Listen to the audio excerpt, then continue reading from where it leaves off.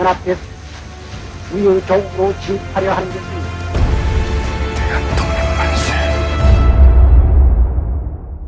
이번에는 1931년 신간의 해소 이후에 민족주의 계열은 민족문화 수호운동, 사회주의 계열은 혁명적 농민운동, 혁명적 노동조합운동에 집중해 나가는 과정을 살펴보도록 하겠습니다.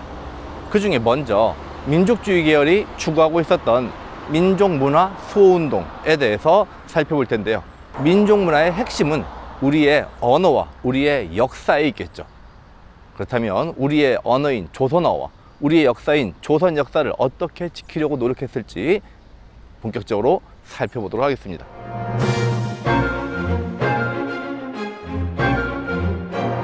(1920년대) 후반부터 1930년대 초반까지 가장 주목할 만한 민족운동은 주요 언론사들이 주도했던 문맹퇴치운동입니다. 조선일보는 아는 것이 힘이다, 배워야 산다는 구호와 함께 한글 교재를 보급하는 문자 보급운동을 시작합니다. 한편 동아일보는 1931년 이후 분하로드 운동이라고 불리는 농촌 계몽운동을 시작하는데요.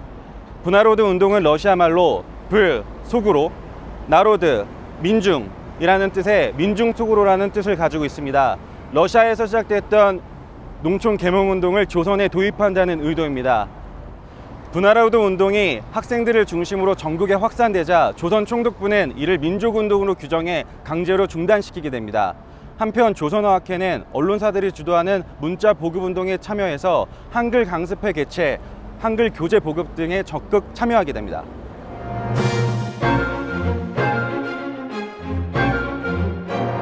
식민지 민중으로 살아간다는 것은 대단히 서글픈 일이었죠.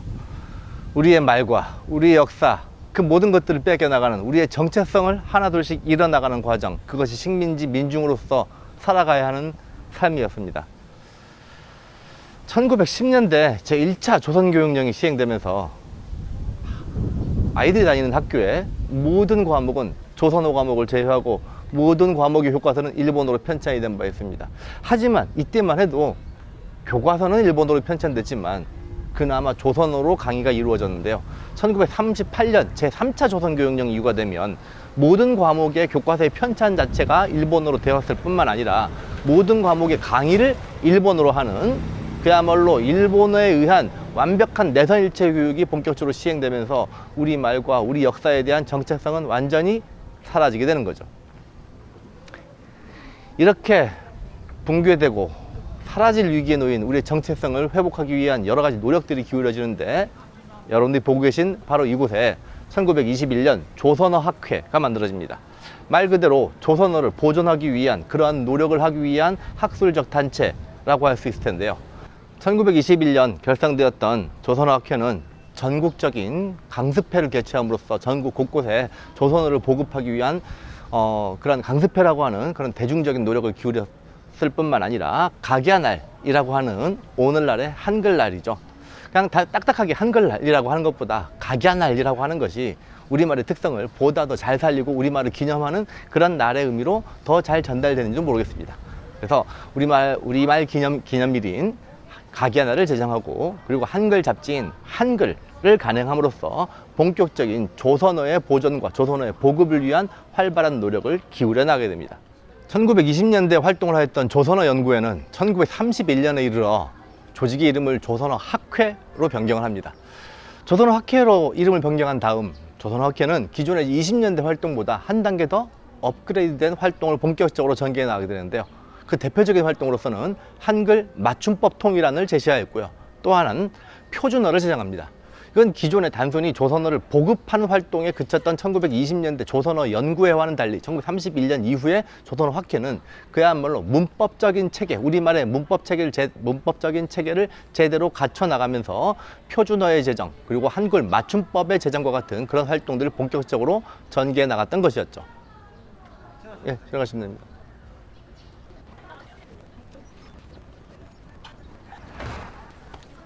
그리고 무엇보다 조선어 학회는 우리말 큰 사전을 편찬하기 위한 작업에 본격적으로 돌입을 하였으니 한 나라의 언어, 한 민족의 언어에 대한 연구는 사전의 편찬으로 그야말로 꽃을 피울 수 있게 되겠죠. 그래서 우리말을 총 집대성할 수 있는 우리말 큰 사전 편찬을 본격적으로 하고 있었던 1942년 당시 조선총독부는 우리 조선어 학회의 활동이 학술적인 활동이 아니고 정치적인 활동이라고 규정 지으면서 치안유지법을 적용하면서 이 조선어 학회를 강제로 해산시켜버리는 사태에 이르게 됩니다. 학술단체였던 조선어 학회가 조선총독부에 의해서 정치활동을 하고 있다고 하는 규정을 받게 되면서 결국 42년에 강제 해산된 조선어 학회는 더 이상 우리말 큰 사전에 편찬을 하지 못하고 사실상 완전 사라져버리게 되는 그런 결과가 되는 거죠. 결국 이때 완성되지 못했던 우리말 큰 사전은 1945년 민족의 해방을 맞이하고 나서야 한글학회에 의해서 해방 이후에 마무리가 되게 되는 거죠.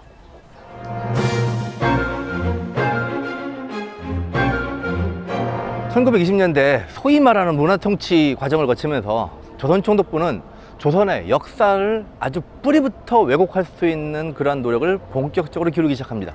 그렇게 해서 만들어진 대표적인 역사 왜곡단체가 바로 이곳에 있었던 조선총독부 산하의 중추원에 설치했던 조선사 편수회입니다. 오늘날은 서울특별시청 별관 건물로 사용되고 있는 이곳에 만들어졌던 조선사 편수회라고 하는 역사 왜곡단체는 일본인 학자뿐만 아니라 조선인 학자들도 대거 가담하면서 조선의 역사를, 조선의 민족의 정체성을 뿌리채 왜곡시키려고 하는 본격적인 역사 연구 작업에 돌입하게 되는데요. 그 결과 조선사라고 하는 책 총 37권이 만들어지면서 이른바 식민사관의 근간이 될 수 있는 이론적 틀을 만들어 나가게 됐던 것이죠. 한편 이 조선사 편소회는 우리에게는 해에게서 소년에게라고 하는 신채시라고 하는 새로운 문학 장르를 우리 문학사에 처음 등장시켰던 육당 최남선이라고 하는 분이 계셨죠. 바로 그 육당 최남선이 조선사 편소회에서 식민사관 형성에 가장 중요한 역할을 했던 조선인 중에 한 명으로 기억되게 됩니다. 물론 한편 조선사 편소회는 1930년대 이후 이곳 경성제국대학 교수들과 더불어서 청구학회라고 하는 어용 역사연구단체를 만들게 되는데요. 조선사 편소회와 이곳에서 경성제국대학 교수들 중심으로 해서 만들어졌던 청구학회에서는 당시 식민사관을 훨씬 더 효율적으로, 훨씬 더 강력하게 이 땅의 식민지 민중들한테 전파하고 그것을 각인시킬 방법을 찾기 시작합니다. 그러면서 이 땅에 자리 잡기 시작했던 식민사관은 조선인들의 머릿속에 대단히 강력하게 깊숙이 자리 잡게 되는데, 이것은 1945년 해방 이후에도 어쩌면 오늘날에 이르기까지 아직도 우리 한국 민족의 정체성을 제대로 이해하기보다는 오히려 그것을 왜곡시키고 우리 스스로의 엄청난 자격지심과 엄청난 단점들만을 부각시키는 그러한 요소로 우리 땅, 이 땅 대한민국 곳곳에 남아있다고 볼 수도 있겠습니다. 당시 조선사 편소회와 청구학회가 만들어냈던 식민사관이라고 하는 허울의 대표적인 이론적 근거로서는 첫 번째, 정체성론. 일본은 이미 메이지 유신을 통해서 근대 사회로 넘어갔음에도 불구하고 조선 사회는 아직 중세 사회로도 넘어가지 못한 채 아직도 고대 사회에 머물러 있다. 이것은 조선이 일본의 중세처럼 막부 체제라고 하는 전형적인 중세 봉건적 질서를 경험하지 못한 상태였기 때문에 아직도 조선의 역사는 고대 사회에 머물러 있다 라고 하는 것이 정체성론의 주요 내용이었죠. 한편 두 번째, 반도성론. 기본적으로 조선이라고 하는 것은 반도라고 하는 지리적 특성으로 인하여 결국은 대륙으로부터 혹은 해양으로부터 밀려 들어오는 세력에 의해서 정치적으로 혹은 군사적으로 혹은 문화적으로 영향을 받을 수밖에 없고 그들의 영향력 하에서만 역사가 발전해 왔다라고 보는 것이 반도성론이라고 하는 것이죠. 그리고 세 번째, 타율성론.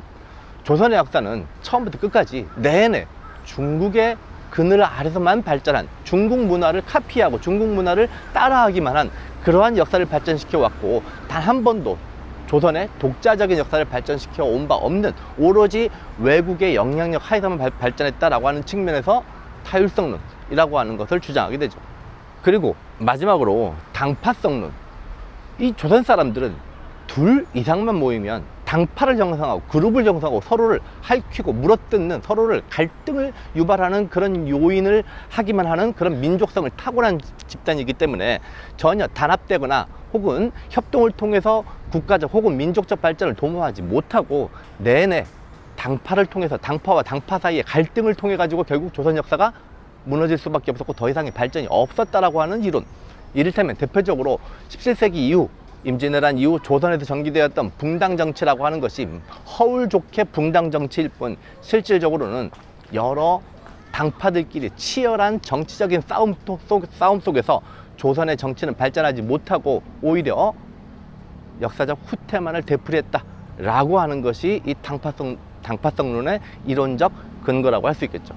그렇다면 이러한 일제의 식민사관은 정말 다 맞는 얘기인가요? 조선의 역사는 끊임없이 아직도 고대 사회에 머물러 있는 정체되어 역사인가요? 반도라고 하는 지리적 한계를 넘어서지 못했고 그리고 둘만 셋만 모이면 무조건 파벌을 만들어 서로 갈등을 빚어왔던 역사인가요? 그리고 항상 외부로부터 누군가에 의해서 영향받고 우리 스스로 창의적이지 못했던 역사를 펼쳐왔던가요? 교실에서 다양한 자료를 가지고 이야기를 해보도록 하겠습니다.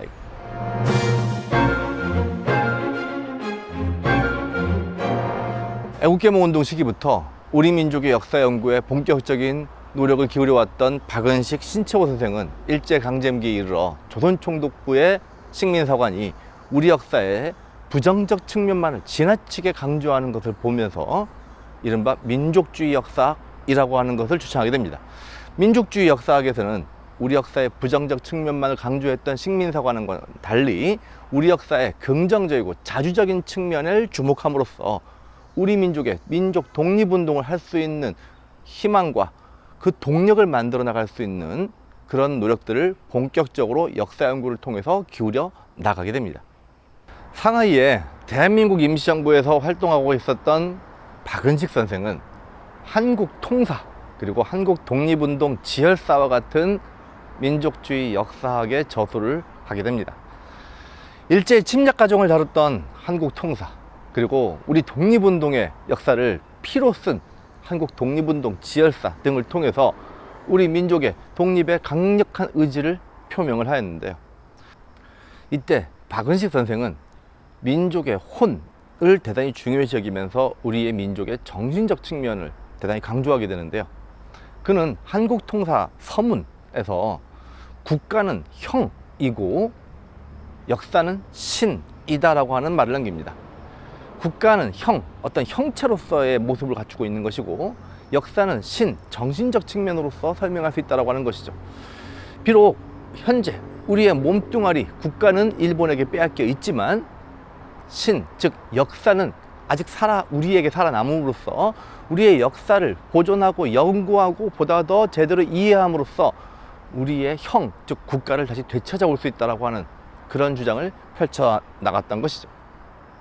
한편 신채호 선생은 애국개몽운동 시기 대한매일신보에 독사신론이라고 하는 역사 논설을 게시함으로써 왕조 중심의 역사관을 비판하고 근대 민족주의 역사학의 기본 방향을 제시한 바 있습니다. 일제강점기에 이르러 단지 신채호 선생은 고대사 부분에 특히 더 주목을 하여 우리 민족의 근원, 우리 민족의 뿌리를 되게 중요하게 밝혀내려고 했죠. 이 과정에서 조선상고사, 조선사 연구초와 같은 대표적인 저술들을 남기게 되는데요. 조선상고사 서문에 보면 역사란 아와 비아의 투쟁이다.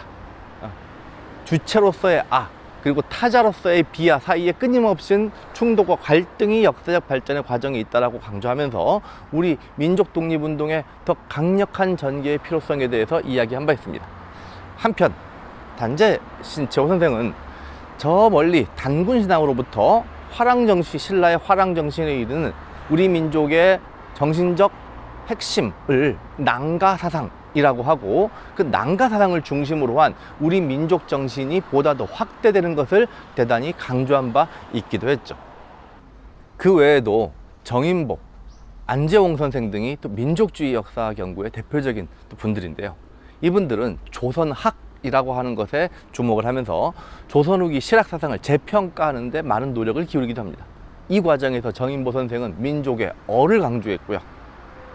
안재홍 선생은 신민족주의, 새로운 민족주의의 필요성에 대해서 역설을 한 바 있습니다. 이렇듯 박은식, 신채호, 정인보, 안재홍 선생 등으로 이어졌던 이 민족주의 역사학자들은 하나같이 대개 우리 민족의 정신적 측면을 강조함으로써 일제 식민세관에 맞서 우리 민족의 강력한 독립운동의 의지를 지속적으로 전개해 나가야 한다고 하는 역사적 연구를 거듭하였던 것이죠. 사회주의 역량으로 한국사 연구에도 이른바 마르크시즘에 입각한 역사 연구가 본격화되기 시작합니다. 사회주의 이론 체계를 정립한 칼 마르크스는 경제적이며 물질적인 토대가 정치구조, 교육, 법률, 사회 신분제도와 같은 상부 구조를 철저하게 규정한다 라고 하는 주장을 펼치게 되는데요. 이에 따라 마르크스는 인류의 역사에 있어서 경제적 측면을 대단히 중요시 여깁니다. 이때 이 과정에서 마르크스의 주장에 따른 경제적 요소에 의해서 정치, 교육, 법률과 같은 제반의 상부 구조가 발전하는 것은 오로지 유럽에만 한정된 것이 아니고 시공간을 초월하여 전 세계적으로 발효됐던 그러한 법칙적인 현상이라고 보고 이른바 세계사적 보편성이 존재한다라고 하는 것을 강조해 왔습니다. 세계사적 보편성이란 우리나라, 한국의 역사 역시 그 예외는 아니다라고 하는 근거가 되는 것이죠. 마르크스주의적인 역사 해석의 대표적인 사례를 들어보자면 청동기 시대에 농업 생산력이 급격히 증가하면서 잉여 생산물이 발생하죠. 이에 따라서 사유재산이라고 하는 관념이 생겨났다고 하는 것을 우리는 배운 바 있습니다.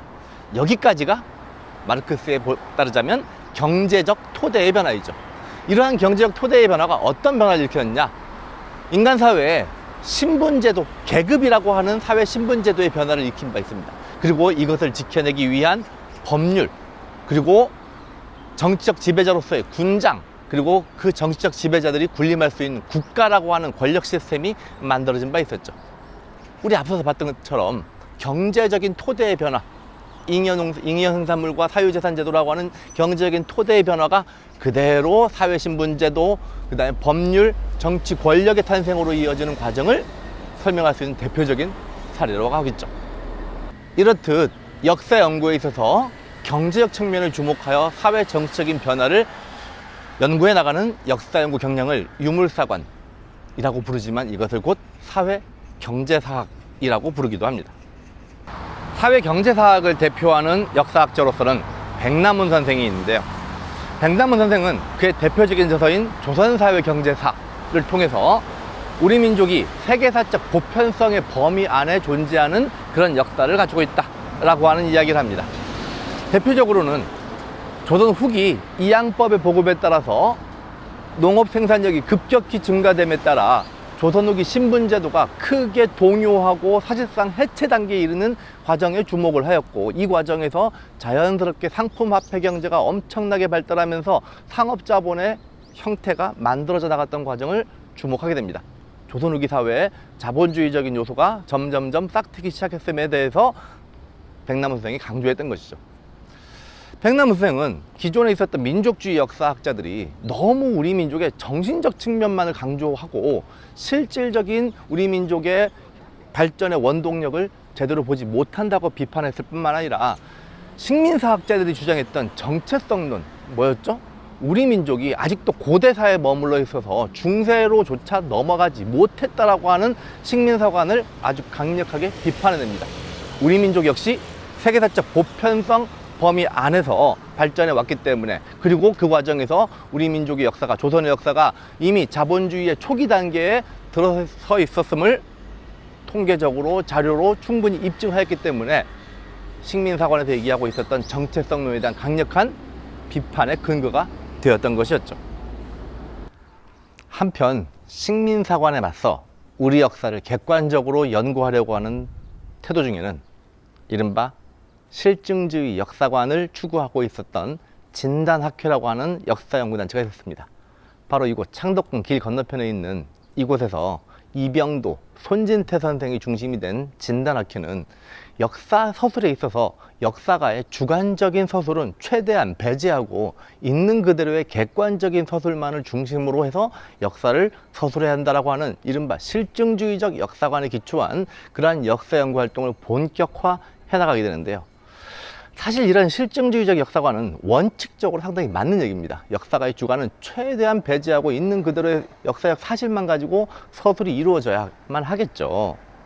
하지만 이러한 실증주의적 역사관은 당대 일제강점기라고 하는 시대적 상황에 맞게끔 우리 민족의 처한 현실을 개선하기 위한 구체적인 노력을 무엇을 한다기보다는 있는 그대로의 객관적인 학문적 연구에만 집착하면서 실제로 우리 민족 독립운동에 기여하지 못하는 오류를 낳았을 뿐만 아니라 당시 조선총독부 산하에 조선사 편수회 혹은 청구학회와 같은 식민사관을 연구했던 단체에서 제시했던 다양한 역사적 근거들을 있는 그대로의 객관적 근거라고 판단했던 진단학회가 조선사 편수회나 혹은 청구학회에서 주장했던 바를 객관적인 사실이라며 옹호한 사실까지 있으면서 결과적으로는 실제로 우리 민족 독립운동에 기여하는 역사연구 활동이라기보다는 오히려 식민사관을 옹호하는 수단으로 전락해버린 측면도 있다라고 하는 것이 현실이라고 할 수 있겠죠.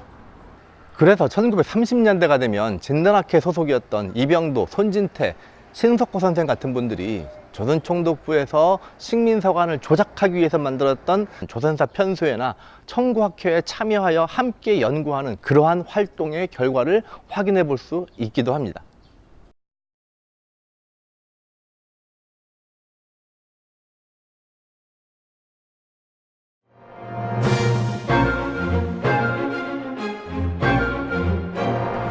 지금까지 1930년대 민족주의 계열이 주도하였던 민족문화 소운동에 대해서 살펴봤습니다.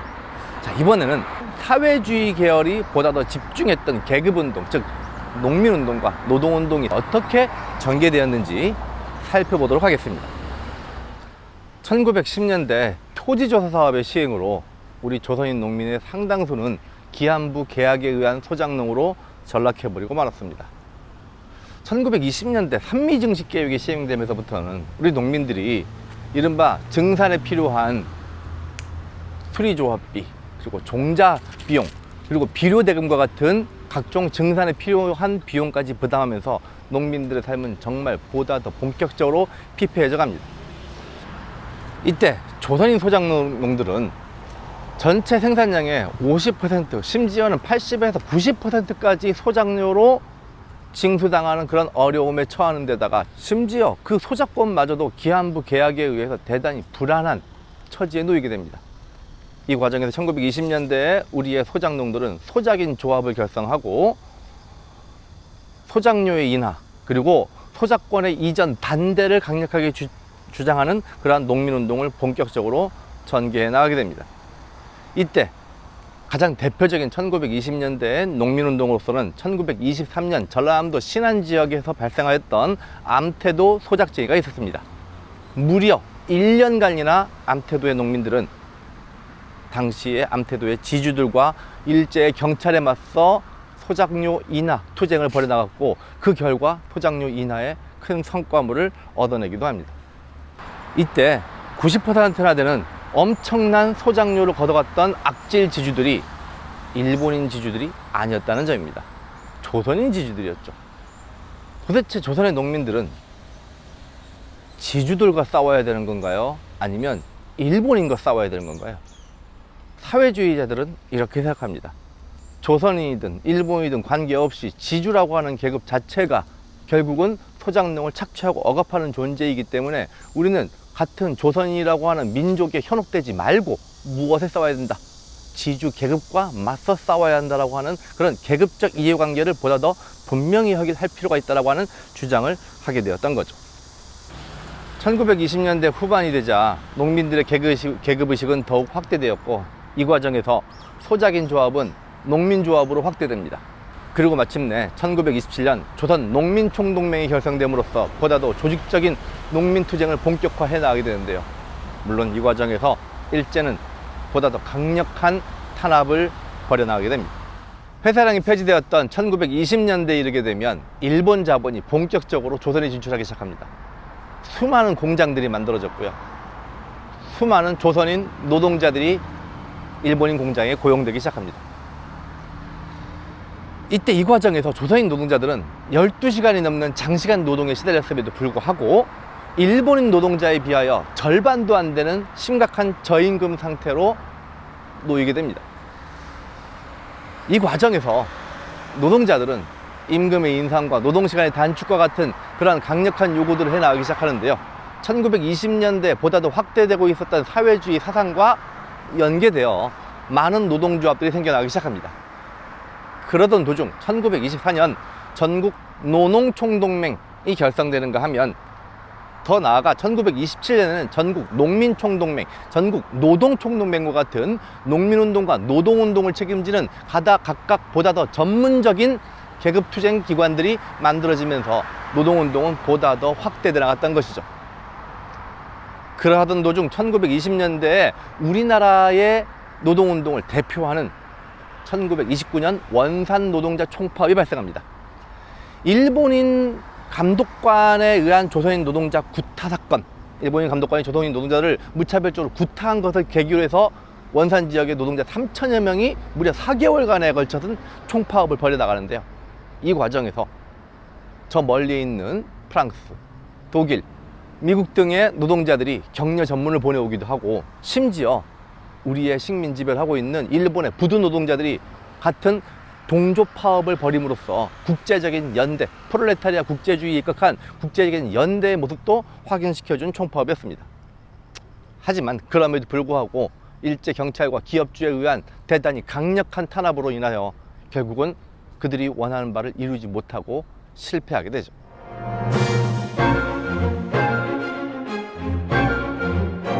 (1931년) 신간의 해소 이후에 노동운동과 농민운동은 사회주의자들에 의해서 보다 더 강력한 계급투쟁으로 발전해 나가게 되는데요. 1930년대에 들어 농민운동은 사회주의와 보다 더 강력하게 결합하면서 이른바 혁명적 농민조합운동으로 발전해 나가게 됩니다.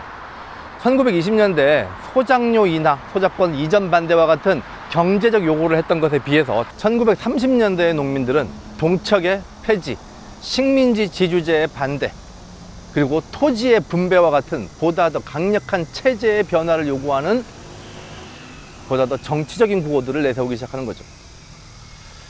농민운동이 이렇게 강력하게 전개되자 당시 조선총독부는 1932년 이른바 농촌진흥운동이라고 하는 것을 전개하는데요.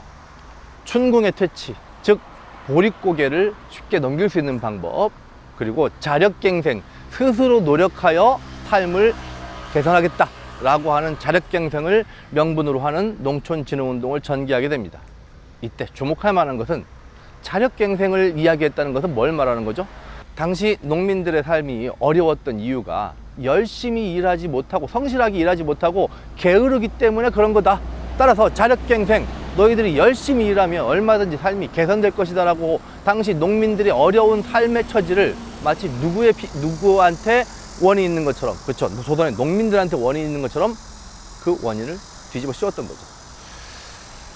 어찌됐건 이런 농촌진흥운동에도 불구하고 농민운동은 대단히 가열차게 보다 더 확대돼 나가게 되는데, 1934년에 이르러서 조선총독부는 조선농지령이라고 하는 법령을 제정하고 조선의 농지에서 소장료를 제한하는 그런 법령을 둠으로써 농민들을 달래보려고 노력했습니다만, 그럼에도 불구하고 농민들이 이미 바닥까지 떨어진 처참한 삶을 어떻게 개선해 볼 수 있는 여지는 전혀 없었습니다. 1920년대 노동운동에서 주로 임금의 인상, 그리고 노동시간의 단축과 같은 경제적인 요구를 하는 수준에 머물렀다면, 1930년대 사회주의 세력과 강력하게 결합한 혁명적 노동조합에서는 일제의 타도, 토지를 농민에게 그리고 공장을 노동자에게와 같은 체제의 변혁을 요구하는 강력한 정치적 요구를 거는 이른바 항일 민족 독립운동으로서의 성격까지 보여주게 됩니다. 이 과정에서 일제는 당시 노동조합 운동을 보다 더 강력하게 탄압을 하였고, 노동조합 운동은 합법적 활동을 할 수가 없었기 때문에 어쩔 수 없이 비합법적 형태의 혁명적 노동조합 운동을 전개할 수밖에 없었던 거였죠. 1931년 신간의 해소 이후에 민족주의 세력은 민족문화에 대한 수호운동으로, 사회주의 세력은 혁명적 농민조합과 혁명적 노동조합이라고 하는 계급운동으로 그 역량을 보다 더 확대해 나간 바 있습니다. 하지만 1937년 중일전쟁 이후 이른바 전시체제가 확대해 나가는 과정에서 우리는 이러한 민족운동의 전개의 모습을 거의 확인해 볼 수가 없습니다. 왜냐하면 37년 중일전쟁 이후가 되면 일본에 의한 상상을 초월하는 강력한 민족운동에 대한 탄압이 발생하였고, 이에 따라서 우리 민족운동은 사실상 괴멸 상태에 이르렀기 때문이죠. 다음 시간에는 해외에서 진행되었던 민족운동, 즉 항일 무장투쟁을 중심으로 했던 다양한 민족 독립운동의 형태에 대해서 살펴보도록 하겠습니다. 해외에서의 독립운동을 위해서 방학 중에 해외로 출장을 갔다 왔을지도 모르는데 다음 영상 우리 한번 기대해 보도록 할게요. 안녕.